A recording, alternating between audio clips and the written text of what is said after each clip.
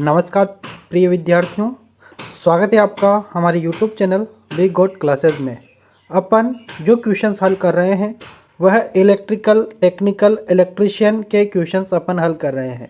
और क्वेश्चंस वो हैं जो पिछले एग्ज़ामों में पूछे जा चुके हैं, है ना। मनगढ़ंत एक भी क्वेश्चंस नहीं है, काल्पनिक क्वेश्चन एक भी नहीं है। सारे क्वेश्चंस वो हैं जो पहले एग्ज़ामों में पूछे जा चुके हैं। जैसे कि आपके सामने जो क्वेश्चंस है, यह टेक्निकल हेल्पर 27 अगस्त 2018 को फर्स्ट शिफ्ट में जो एग्ज़ाम हुआ था उसका क्वेश्चंस है।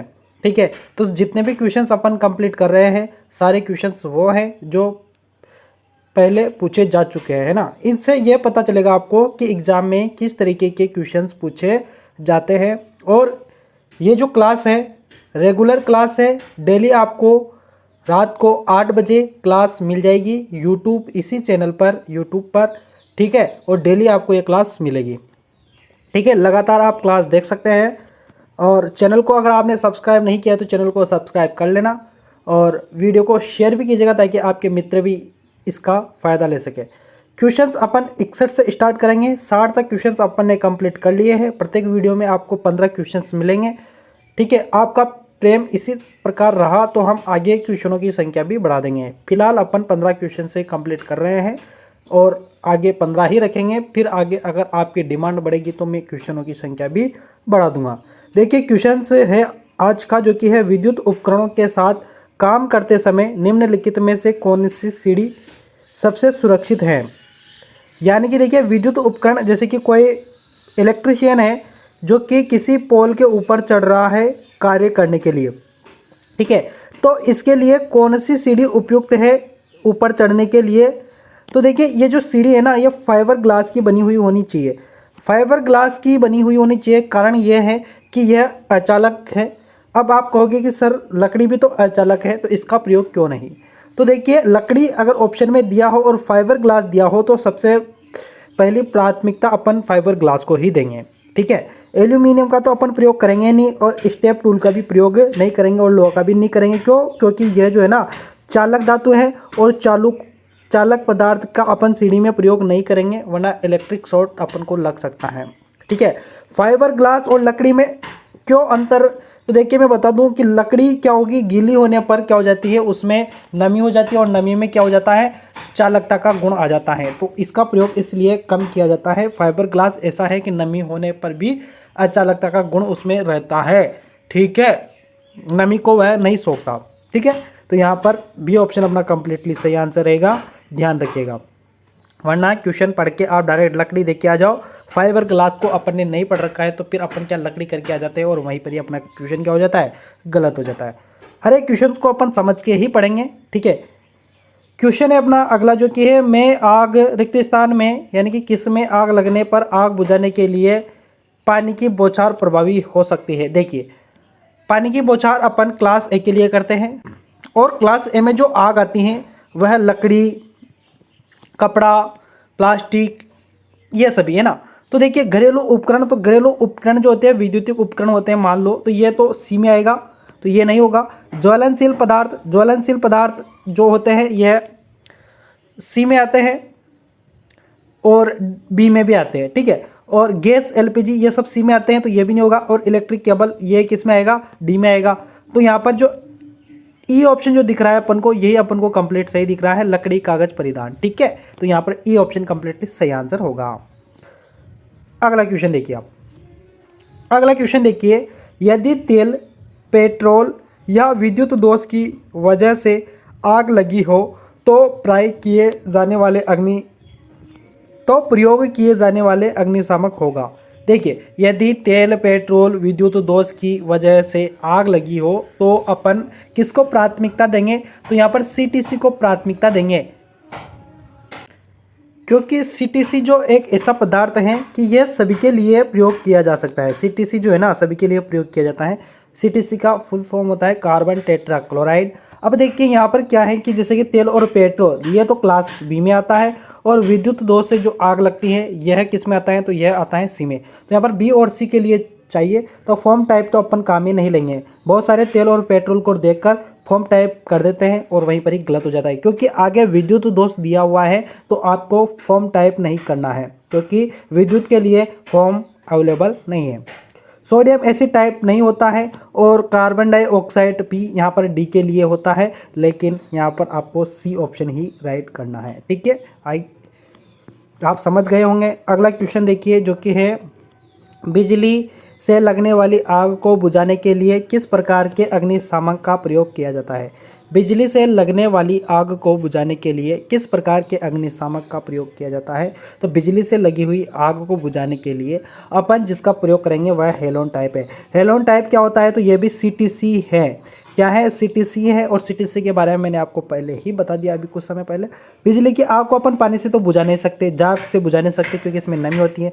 द्रव्य रासायनिक ऐसा कुछ होता नहीं है। और बालू से बुझा सकते हैं, लेकिन अपन को हेलोन दिया हुआ है तो अपन हेलोन का ही यहाँ पर ऑप्शन चुनेंगे सबसे पहले। ठीक है, बालू से बुझा सकते हैं अपन, रेत होती है बालू, उसे बुझा सकते हैं, लेकिन प्राथमिकता अपन हेलोन को ही देंगे।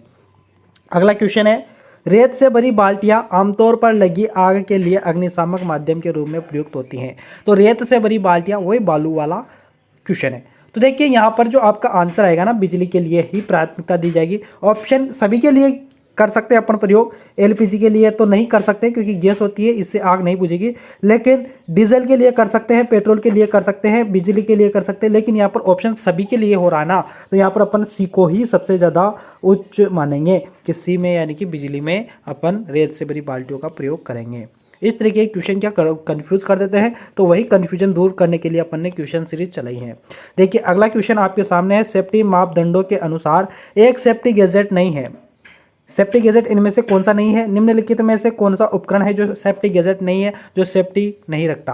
देखिए स्क्रू ड्राइवर जो यहाँ पर दिया है ना बी ऑप्शन में, यह एक औजार है जो स्क्रू को खोलने और कसने के लिए काम में लेते हैं, तो ये होगा ही नहीं। अब देखिए यहाँ पर वेल्डिंग ग्लासेस दिया है, तो ये सेफ्टी सुरक्षा के लिए ही है। आप वेल्डिंग कर रहे हैं तो आपको गॉगल्स पहनना जरूरी है। सेफ्टी बेल्ट, ऊंचाई पर काम करें तो आपको सेफ्टी बेल्ट पहनना जरूरी है। सेफ्टी शूज यानी कि जूते पहनना आपको जरूरी है। इंसुलेटेड हैंड ग्लव्स यानी कि इंसुलेटेड जो विद्युत का कुचालक हो, जिसमें विद्युत धारा प्रवाहित ना हो, ऐसा अपन को हाथ में ग्लव्स पहनने हैं। तो ये तो सभी सेफ्टी है, लेकिन स्क्रू ड्राइवर नहीं है, जो कि एक औजार है जिससे अपन पेचकस भी कहते हैं इसको, और इससे अपन पेचों को खोलते हैं। अगला जो वेरी मोस्ट इंपॉर्टेंट क्वेश्चन है, पीपीई का पूर्ण रूप क्या है। पीपीई यानी कि पर्सनल प्रोटेक्टिव इक्विपमेंट, हिंदी में कहूँ तो व्यक्तिगत रक्षक उपकरण। ठीक है, तो यहाँ पर पर्सनल प्रोटेक्टिव इक्विपमेंट किस में दिख रहा है अपन को, तो डी ऑप्शन आपको दिख रहा होगा, जो कि अपना यहाँ पर कंप्लीट लिस्ट से आंसर रहेगा, पर्सनल प्रोटेक्टिव इक्विपमेंट, व्यक्तिगत रक्षक उपकरण। ठीक है, इसको ध्यान रखना। पीपीई क्या होता है, तो देखिए मैं बता दूं, पीपीई वो होते हैं जो कि सुरक्षा के लिए जो शरीर पर जो अपन पहनते हैं, जैसे कि वेल्डिंग के लिए गॉगल्स पहनते हैं और हाथों में ग्लव्स पहनते हैं, सिर पर हेलमेट लगाते हैं और एप्रन पहनते हैं, जूते पहनते हैं, तो ये सभी क्या आते हैं, पर्सनल प्रोटेक्टिव इक्विपमेंट होते हैं। अगला जो क्वेश्चन है वह देखिए आप, कृत्रिम श्वसन की साधारण और आसान विधि क्या है। कृत्रिम श्वसन की साधारण और आसान विधि क्या है, तो मुंह से मुंह विधि सबसे आसान है। और सेपर विधि, सिल्वेस्टर विधि, ये सभी क्या होती है, सिल्वेस्टर विधि में इंसान को सीधा सुलाया जाता है और पीठ पर छाती पर अगर उसके चोट है तो सिल्वेस्टर विधि का प्रयोग किया जाता है। मुंह से नाक विधि जब की जाती है जब मुंह नहीं खुल रहा है, मुंह बंद है पूरी तरीके से, तो अपन फिर नाक में सांस देते हैं। ठीक है, सेपर विधि में क्या किया जाता है, व्यक्ति को उल्टा लेटाया जाता है। ठीक है, ये भी श्वसन की प्रक्रिया है, जिसमें क्या किया जाता है कि व्यक्ति के अगर छाती पर चोट है, पीठ पर अगर चोट है तो व्यक्ति को उल्टा लिटाया जाएगा, पीठ पर चोट है तो व्यक्ति को उल्टा लिटाया जाएगा। ठीक है, और प्रक्रिया की जाएगी, और प्रक्रिया 1 मिनट में 10 से 12 बार की जाती है। ठीक है, तो इस तरीके से आप याद रखना, सबसे आसान विधि मुंह से मुंह वाली विधि है। ठीक है, अगला क्वेश्चन है जो कि है, SWG 22 वायर mm में का सामान्य व्यास क्या है। यानी कि देखिए SWG 22 का mm में सामान्य व्यास क्या है, आपको मैंने 10 तक तो बता ही दिया था, लेकिन इस तरीके से 22 पर भी पूछा जाता है। अब इसको तो आपको रटना ही है, याद ही करना है, क्योंकि इसमें और कोई लॉजिक नहीं है। तो यहाँ पर अपना जो आंसर रहेगा वह सी ऑप्शन रहेगा, 0.711। ये आप याद रखना, रट लेना इसको। ठीक है, अगला क्वेश्चन है, हथौड़ा मूलतः एक प्रवर्धक है। हथौड़ा को अपन हैमर भी कहते हैं, हैमर भी कहते हैं। और इसके भाग मैंने पिछले वाले वीडियो में आपको बता ही दिए थे। हथौड़ा मूलतः एक प्रवर्धक है। तो शक्ति का है, कार्य का है, ऊर्जा का है या बल का है? तो यह किसका प्रवर्धक है? तो यह बल का प्रवर्धक है, क्योंकि इससे अपन चोट मारते हैं तो बल लगाते हैं इससे, है ना, बल को बढ़ाता है। एक तो अपन हाथ से मार रहे हैं, एक हथौड़े से मारते हैं, तो उसमें बहुत अंतर होता है। ठीक है, अगला क्वेश्चन देखिए आप, जो कि किले को ठोकने के लिए कौन से टूल का इस्तेमाल किया जाता है? किलो को ठोकने के लिए अपन हथौड़े का प्रयोग करेंगे। तो यहाँ पर डी ऑप्शन अपना कंप्लीटली सही आंसर होगा।